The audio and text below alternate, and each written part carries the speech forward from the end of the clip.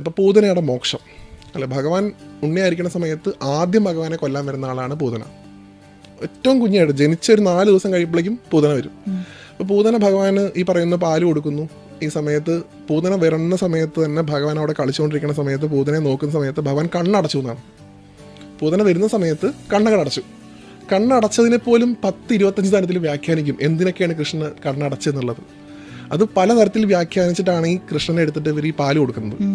പാല് കൊടുക്കുന്ന സമയത്ത് എൻ്റെ അമ്മ പോലും എനിക്ക് പാല് തരണതിന് മുമ്പ് എനിക്ക് പാല് തന്നല്ലോ, എൻ്റെ അമ്മയ്ക്ക് തുല്യമായിട്ടുള്ള മോക്ഷം ഞാൻ നിനക്ക് തരുന്നു എന്നാണ് കഥ പറയുന്നത്. ആ സ്റ്റേറ്റ്മെൻ്റ് ഒക്കെ വിട്ടേക്കുക, നമുക്ക് എല്ലാവർക്കും അറിയാവുന്ന കഥ. കൃഷ്ണൻ പാല് കുടിച്ച് കൊന്നു പൂതന എന്നൊക്കെ. പൂതന എന്ന് പറയുന്ന പദത്തിൻ്റെ അർത്ഥം എന്താണ്? പൂതന എന്നാണ്. എന്ന് വെച്ചാൽ പുണ്യമായിട്ടൊന്നും ഇല്ലാത്തവൾ എന്നാണ് അതിൻ്റെ അർത്ഥം.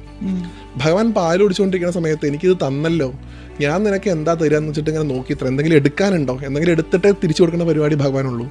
നോക്കുമ്പോൾ പ്രാണൻ ശുദ്ധമാണെന്നാണ് കേട്ടത്.